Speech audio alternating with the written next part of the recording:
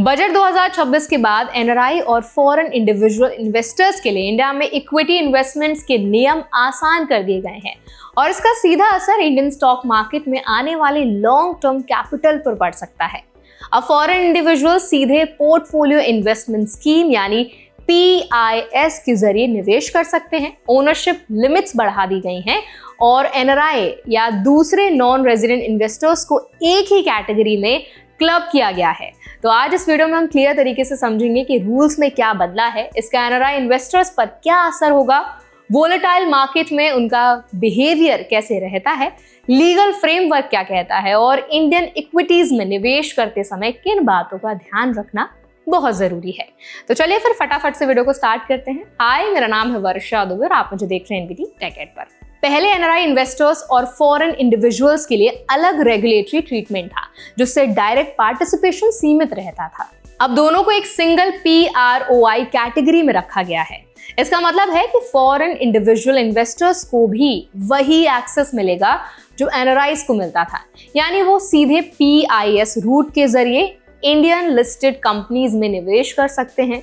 ये structural change market liquidity बढ़ाने, better price discovery और पार्टिसिपेशन को आसान बनाने के लिए किया गया है।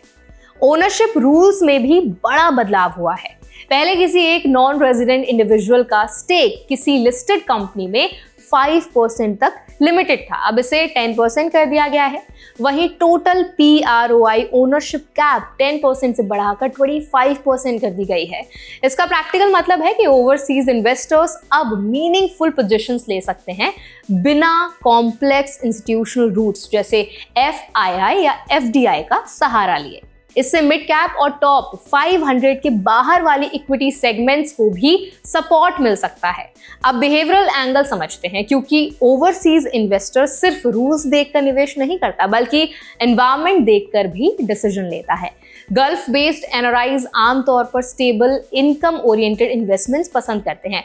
वो ऐसे ऑप्शन चुनते हैं जो पोस्ट टैक्स रेगुलर इनकम दें, जैसे REITs और AIFs जो मार्केट वोलेटिलिटी से अपेक्षाकृत इंसुलेटेड रहें। ये अप्रोच करेंसी डेप्रिसिएशन और इन्फ्लेशन को बैलेंस करने के लिए अपनाई जाती है। दूसरी तरफ साउथ ईस्ट एशिया, US और यूरोप में रहने वाले एनआरआईज ग्रोथ फोकस्ड होते हैं। वो इंडिया को ग्लोबल मार्केट से कंपेयर करके इन्वेस्टमेंट डिसीजन लेते हैं। हाल के सालों में इंडियन इक्विटीज का डॉलर रिटर्न ग्लोबल इंडियन से कम रहा है और अगर रिलेटिव अंडर परफॉर्मेंस जारी रहती है तो सेंटिमेंट्स पर असर भी पड़ सकता है। कई एनआरआईज का एक्सपोजर चाइना जैसे मार्केट में भी रहा है, जहां लंबे समय में इकोनॉमिक ग्रोथ इक्विटी रिटर्न्स में ट्रांसलेट नहीं हो पाई है। इसीलिए वैल्यूएशन और अर्निंग्स अलाइनमेंट उनके लिए अहम फैक्टर बनता है। अब समझते हैं डाउन टर्न के दौरान एग्जिट क्यों होता है।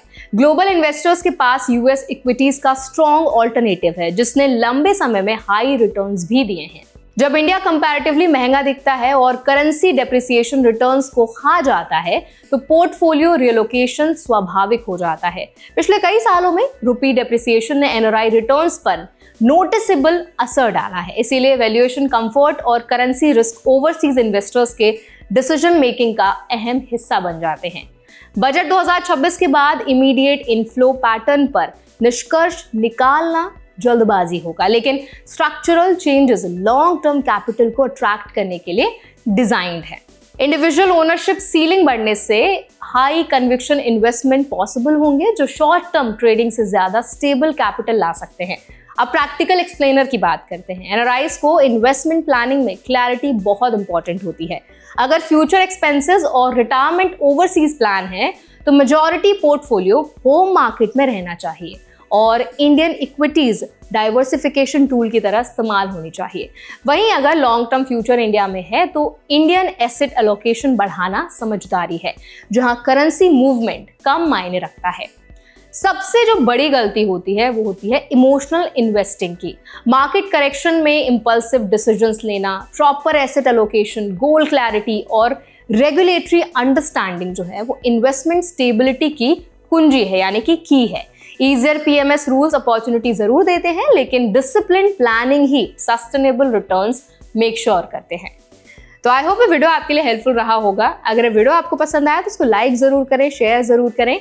ऐसे और भी अपडेट्स के लिए, वीडियोस के लिए हमारे चैनल NBD Tech Ed को भी जरूर सब्सक्राइब करें।